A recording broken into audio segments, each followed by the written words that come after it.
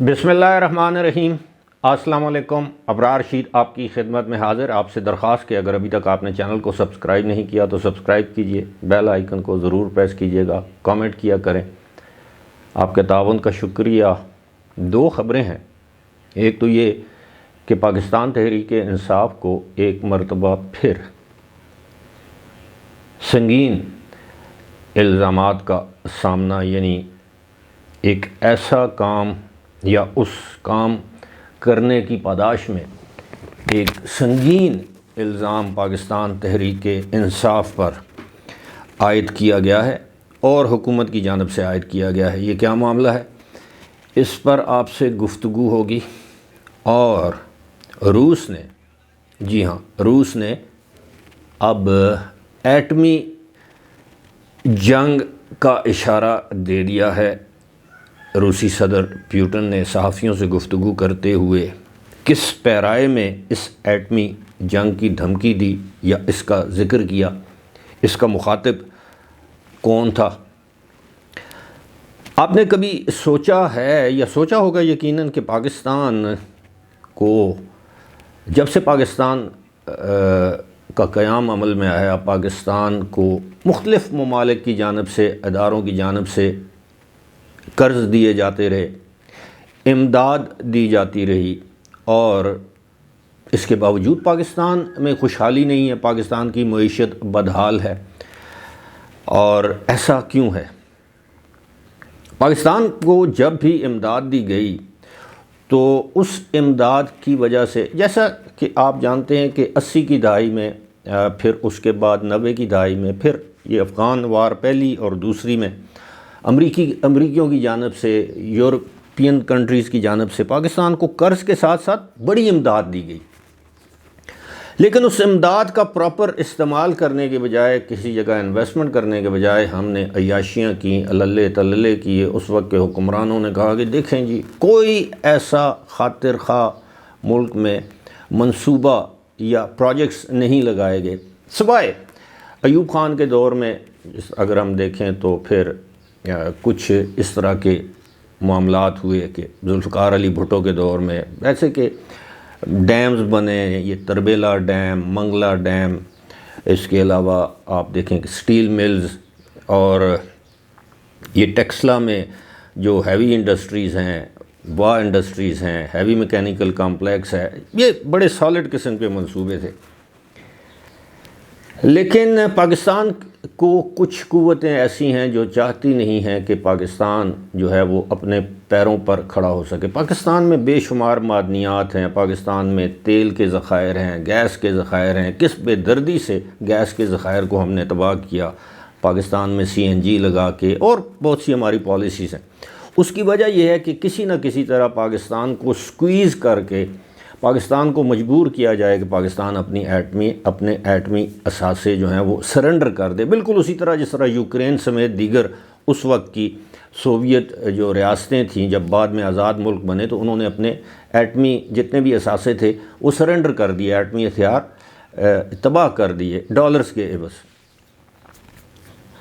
تو یہ صورتحال کافی سنگین ہے۔ اب میں اس سنگین الزام کی جانب بھی آتا ہوں، لیکن امریکی صدر پیوٹن نے صحافیوں سے گفتگو کرتے ہوئے یہ کہا ہے کہ یوکرین کے معاملے پر ایٹمی جنگ بھی چھڑ سکتی ہے، یعنی روس اپنے ایٹمی ہتھیار بھی استعمال کر سکتا ہے اگر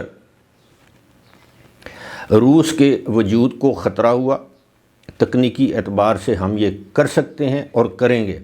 اور دوسری بات انہوں نے کہی کہ اگر یوکرین میں امریکہ نے اپنی فوجیں اتاریں تو ہم اس کو اپنے وجود پر، یعنی روس پر حملہ تصور کریں گے۔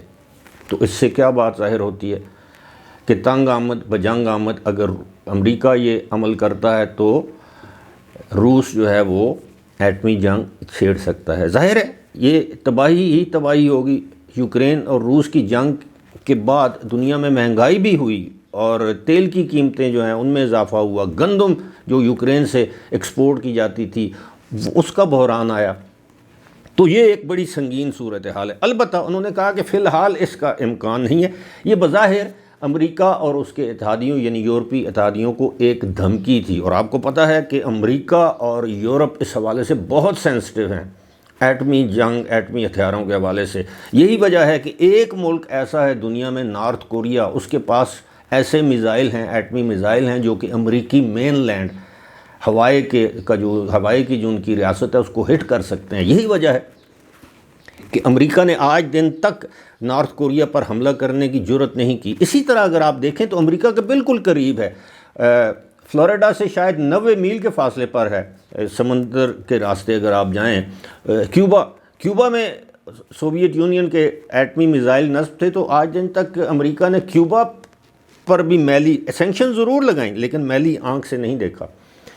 اور یہی وجہ ہے کہ اگر یوکرین کے پاس ایٹمی ہتھیار ہوتے آج تو وہ روس کی شاید ہمت نہ ہوتی یوکرین پر حملہ کرنے کی۔ اسی طرح پاکستان اور بھارت میں جو دونوں ممالک کے پاس جو ایٹمی ہتھیار ہیں، اس نے بڑی جنگ کو روکا ہوا ہے، ڈیٹرنس جسے آپ کہتے ہیں۔ پتہ ہے دونوں ممالک کو کہ اگر یہ ایٹمی جنگ چھڑ گئی تو دونوں ممالک کی تباہی ہوگی، لہٰذا گریز کر رہے ہیں دونوں ممالک، جو کہ اچھی بات ہے۔ اب بات کرتے ہیں جناب ہمارے جو ملک میں یہ الزامات کی سیاست، تو جب سے ہم نے ہوش سنبھالا ہے، شعور کی ایج میں آئے ہیں، تو الزامات کی سیاست ہم نے دیکھی ہے۔ اب آپ کے علم میں ہے کہ پاکستان تحریک انصاف کے چیئرمین، بانی چیئرمین نے، سابق چیئرمین نے IMF کو ایک خط لکھا، اور اس خط کا جواب بھی IMF نے دے دیا، اور IMF سے انہوں نے کہا کہ جی پاکستان کی امداد کو مشروط کر دیں، لیکن انہوں نے کہا جی کہ سیاست ہمارا مینڈیٹ نہیں ہے IMF نے، اور ہم تو معیشت پر ساری بات کرتے ہیں۔ IMF کا وفد پاکستان پہنچ چکا ہے، 14 سے 18 تک مذاکرات ہوں گے، امید ہے وہ جو جس کا ہم انتظار کر رہے ہیں وہ مل جائے گی۔ اب پھر اسی کے ساتھ ساتھ امریکی کانگریسمین کو خط لکھے گئے کہ جناب آپ اپنے صدر کو کہیں کہ وہ پاکستانی حکومت کو تسلیم نہ کریں، یورپی یونین کو۔ اب وفاقی وزیر اطلاعات عطا اللہ تارڑ نے یہ الزام لگایا ہے پاکستان تحریک انصاف پر کہ تحریک انصاف نے یورپی یونین سے بھی رابطہ کیا ہے کہ وہ پاکستان کا GSP+ جو سٹیٹس ہے اس کو ختم کریں۔ یاد رہے کہ یہ جو سٹیٹس دلوایا گیا یہ پاکستان پیپلز پارٹی کے دور حکومت میں آصف علی زرداری کی بڑی کوششیں اور کاوشیں تھیں، پیپلز پارٹی کا اس میں بہت بڑا کردار ہے کہ GSP+ سٹیٹس پاکستان کو ملا۔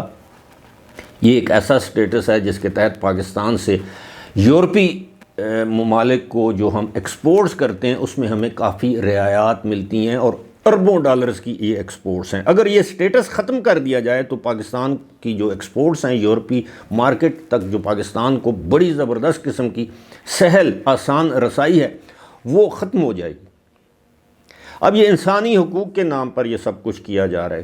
کیا انسانی حقوق؟ ایک شخص جس کے خلاف باقاعدہ مقدمہ چلا یا مقدمات چلے، گواہ پیش ہوئے، سب کچھ جرح ہوئی، اس کے بعد عدالت نے سزا دی، کسی فوجی کورٹ نے سزا نہیں دی، یہ وہ کوئی سیاسی قیدی نہیں ہے، وہ ایک مجرم ہے۔ بالکل اسی طرح آپ کو یاد ہوگا کہ جس زمانے میں نواز شریف کو ایک مقدمے میں سزا سنا کے نااہل کر دیا گیا تھا سپریم کورٹ میں، وہ پاناما والے کیس میں، تو ہمارا ایک چینل ہے ARY، اس میں جو اس وقت کے جو اینکر یا جو لوگ بیٹھتے تھے وہ کہتے تھے مجرم نواز شریف۔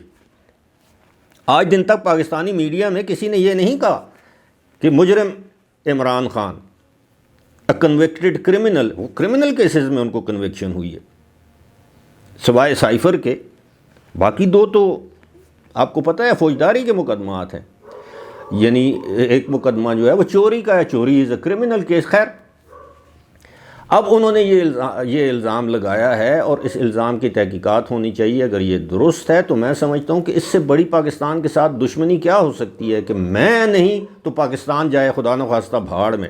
یہ نعرے تو ہم PTI کے لوگوں سے سنتے رہے ہیں جو اوورسیز پاکستانیز ہیں، عمران نہیں تو پاکستان نہیں۔ او بھائی خدا کا واسطہ ہے، قائد اعظم نہیں تو پاکستان رہا، لیاقت علی خان نہیں رہے تو پاکستان موجود ہے، ذوالفقار علی بھٹو دنیا میں نہیں رہے تو پاکستان موجود ہے، جیسا بھی ہے۔ جنرل ضیاء بھی یہی کہتے تھے، میں نہ ہوا تو پاکستان کا کیا ہوگا۔ یہ پاکستان افراد سے نہیں ہے، یہ افراد پاکستان سے ہیں، تو اس سوچ کو بدلنا ہوگا، ورنہ یہ پاکستان تحریک انصاف والے جو اوورسیز ہیں یہ خود تو باہر بیٹھے ہوئے ہیں، یہ پاکستان میں پاکستان تحریک انصاف اس کے بانی چیئرمین کے لیے مشکلات در مشکلات پیدا کر رہے ہیں۔ ان کو سمجھ نہیں ہے کہ یہ کس آگ سے کھیل رہے ہیں۔ دنیا کی ریاست، کوئی بھی ریاست ہو، اس کے ساتھ کوئی بھی پولیٹیکل فورس نہیں ٹکرا سکتی۔ ہاں، آپ انقلابی بنیں، ملک میں انقلاب برپا کریں تو انقلاب کے سامنے فوجیں نہیں رہتی۔ یہ ہمارے پڑوس میں ایران میں جب انقلاب آیا تو بڑی زبردست فوج تھی، عوام کے ریلے کے سامنے آپ نے دیکھا۔ ترکی میں چند سال پہلے آپ نے دیکھا کہ فوج نے تختہ الٹنے کی کوشش کی لیکن عوام ڈٹ گئے۔ اب پاکستان میں نہ تو آپ انقلابی ہیں نہ آپ انقلاب لا سکتے ہیں۔ انقلابی کبھی جیل میں اپنے لیے سہولتیں نہیں مانگتے، انقلابی کبھی اپنے لیے سیکیورٹی نہیں مانگتے، انقلابی کبھی اپنے اوپر وہ بلٹ پروف بالٹیاں پہن کے عدالتوں میں پیش نہیں ہوتے، انقلابی کبھی گولی لاٹھی سے نہیں گھبراتے، انقلابی خوشی خوشی سولی چڑھ جاتے ہیں، پھانسی لگ جاتے ہیں، فائرنگ سکواڈ کے سامنے کھڑے ہو جاتے ہیں، لیکن وہ اپنی انقلابی سوچ نہیں بدلتے۔ نہ تو پاکستان تحریک انصاف ایک انقلابی پارٹی ہے، نہ کبھی یہ بن سکے گی، نہ پاکستان میں کبھی کوئی انقلاب آ سکتا ہے۔ یہاں پر بڑے انقلابوں کی باتیں کی گئیں، سوشلسٹ انقلاب، اسلامی انقلاب، نہیں، ہمارے خمیر میں ہی نہیں ہے۔ آپ اپنی تاریخ اٹھا کے دیکھ لیجئے۔ لہٰذا بہتر یہی ہے کہ اب اگر پی ٹی آئی میں ابھی بھی کوئی سینئر ایلیمنٹس ہیں تو وہ ان لوگوں کو سمجھائیں۔ یہ اوورسیز جس طرح 2 یوٹیوبر سے لا تعلقی کا اعلان کیا ہے، ان لوگوں سے بھی لا تعلقی کا اعلان کریں جو کہ پاکستان کی ریاست کے خلاف مختلف ممالک کو خط لکھ رہے ہیں، اس لیے کہ عمران خان جیل میں ہے، عمران خان اقتدار میں نہیں ہے۔ بھائی پاکستان ہوگا تو آپ کی سیاست بھی ہوگی، عمران خان جیل سے باہر بھی آئیں گے۔ اب ہر روز مطالبہ کیا جاتا ہے جی حکومت سے ہم تب مذاکرات کریں گے کہ حکومت عمران خان کو رہا کرے۔ حکومت کس طرح رہا کر سکتی ہے؟ سزا عدالتوں نے دی ہے، عدالتوں میں جائیں، اپنے آپ کو بے گناہ ثابت کریں اور بری ہو جائیں، ورنہ مشکلات در مشکلات آپ کی منتظر ہیں۔ فی الحال مجھے دیجیے اجازت، خدا حافظ۔